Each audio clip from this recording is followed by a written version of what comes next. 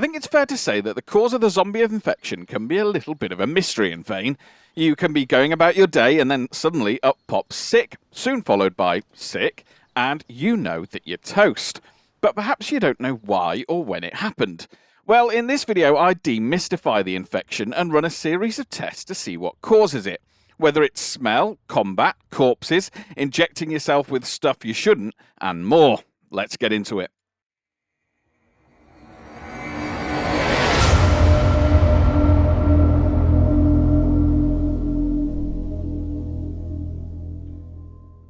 So for the sake of some form of structure, I conducted tests split broadly into three categories: combat, environmental, and blood. Conducting 3 combat-related tests, 3 environment-related tests, and 2 blood-related tests, which is where some of the more surprising results showed up. I also spent a short while seeing if a cure existed, and that's at the end of the video as a little bonus. Of course, to conduct rigorous, strictly scientific, and incredibly reliable tests, I needed a location to test in. It needed to be a consistent location with a controlled, purpose-built environment, so I created my very own zombie infection testing ground in a completely confidential top-secret location that I cannot disclose. The lab I created had numerous containment areas for the tests that lay ahead, so that I could keep the zombies contained and only get to them when I needed to, without the risk of them escaping and running amok in my lab. Then I needed to set some test parameters, structure and rigidity. This is science after all, so I wanted to ensure consistency in my testing. For each test, I ensured I was always wearing a new set of scrubs and flip-flops. This meant results couldn't be skewed by clothing condition. Additionally, to make sure I was not suffering with any conditions prior to each test, I used the heal command, setting all conditions to neutral before each test, and in addition to my scrubs, I carried an MP5 and some magazines, just in case, of course. I set my spawn to the medical bed in the lab just in case I suffered from an instant fatality at any point. I also allowed 10 minutes for incubation, in essence giving each test a set time of 10 minutes to display the sick condition. Given the fact my conditions had been reset to neutral at the start of each test, sick in any form was confirmation of infection, as there was no opportunity for a head cold or food poisoning, for example, to have taken place. For the sake of expedience, I set the infection chance to 1, the highest it will go, and changed my settings to show all conditions, regardless of percentage, so I'd be able to see any condition changes instantly. With all that due process out of the way, let's kick things off with my combat tests, and then we'll move on to environmental tests. I took on 3 combat tests to see what exactly in combat in vain can cause us to get the lethal zombie infection. The first test was to sense check whether getting a deep wound would lead to infection, and, from my rigorous testing, of course getting a deep wound means there's a likelihood you'll become infected. For the tests, I'd done all of my pre-test rigor, as discussed a few moments ago, and then walked bravely into one of my zombie containment areas, and waited until a zombie did enough damage to me to cause a deep wound. I'll level with you, it's a bit odd just looking at this flesh-eating son of a gun, trying to knock the stuffing out of you whilst you just stand there and take it, but in the name of science, I did my duty.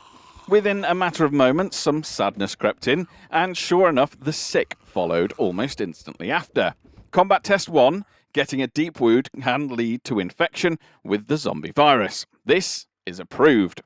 Now, Combat Test 2 I was more intrigued by. This was to test whether the zombie infection could be spread through scratches alone.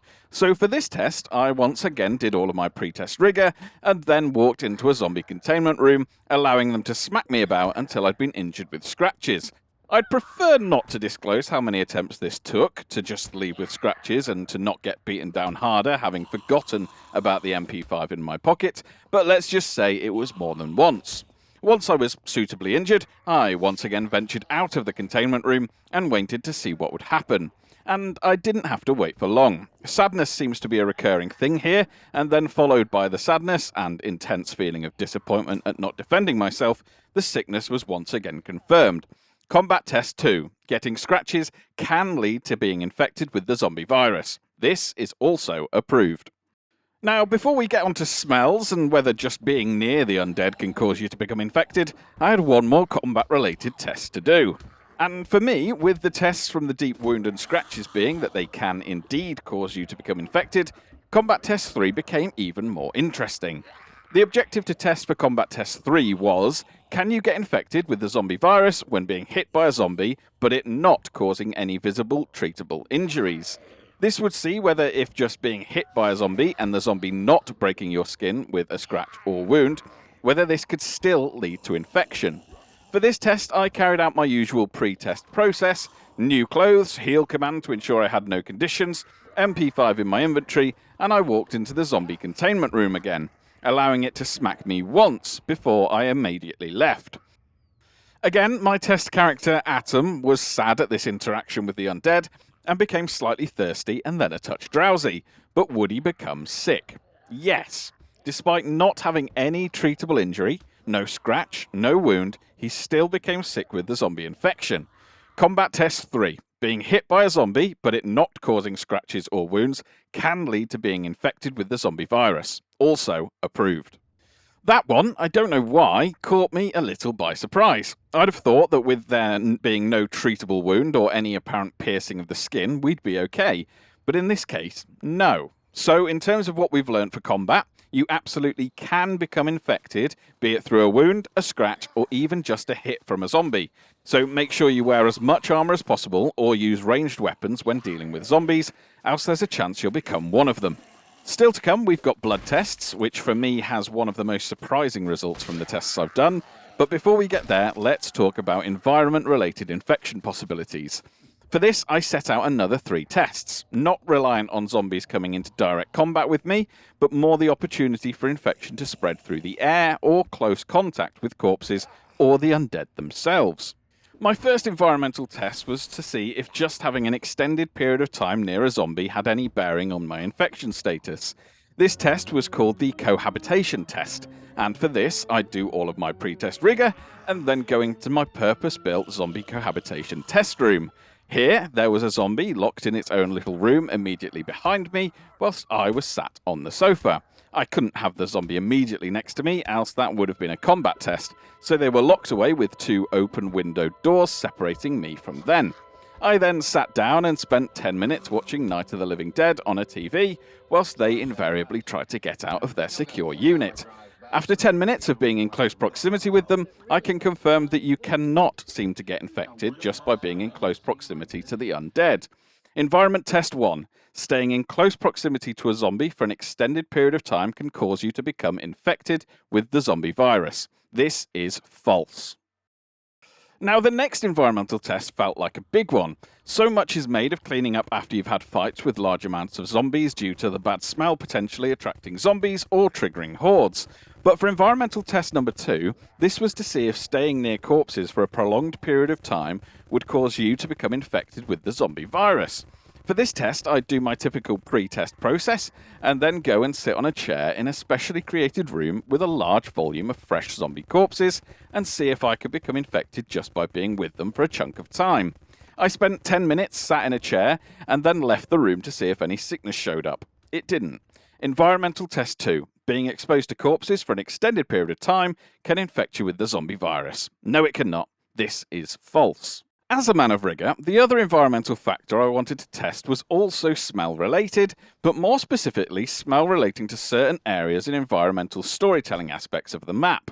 This was one of the reasons I chose this location for these tests. The hypothesis here being that corpses in body bags with their horrendous smell could cause you to become infected with the zombie virus. Similar to environmental test 2, I once again grabbed a chair and took a seat in the midst of the bagged up undead. At this point, I'm bloody delighted smell-o-vision hasn't yet been created, but regardless, I sat there for 10 minutes to see if this would cause my character to become infected with the zombie virus. And again, it did not cause me to become infected. Environmental test 3, being exposed to body bags with the undead in them for an extended period of time, can infect you with the zombie virus. No, it cannot. This is false. So environmentally, there's a few interesting things there, despite there being false readings across all 3 tests, and with the confirmation being that you cannot seem to get infected by the smells your character is exposed to alone. Of course, this test wasn't about how much this may damage you in terms of attracting zombies or triggering hordes, but for me this is good news, and noses don't seem to cause infection, just sadness. And that brings me on to the final couple of tests ahead of my short-lived attempt at trying to cure the zombie infection. So let's have a look at these tests, and as I say, for me, there's a pretty surprising test result here. Blood test 1. Injecting yourself with nectar causes you to become infected with the zombie virus. This test, a little different to the others as I could do this in the relative comfort of my own lab, meant that I just had to pick up a syringe and hope for the best. For those who haven't yet found the location where this nectar can be found, I won't spoil the location for you in this video. However, if you want to know where, perhaps watch my How Did the Apocalypse Begin video at the top right. But this nectar can be found out in the world, and it is seemingly made from the blended body parts of the undead. Pretty grim, right? This test was to see if injecting yourself with this nectar causes you to become infected with the virus. So I did my pre-test process, as always, and then to test I got one of the jars of nectar, transferred some into a syringe, closed my eyes, stabbed it into myself and plunged away. Instantaneously, I was greeted with the monochrome scream of doom as the colour drained out of the world. My conditions filled my screen, and my health started to drop quicker than my watch time when I put a please subscribe to my channel segment into a video. Whilst we're here though, please do click that subscribe button, it helps a lot.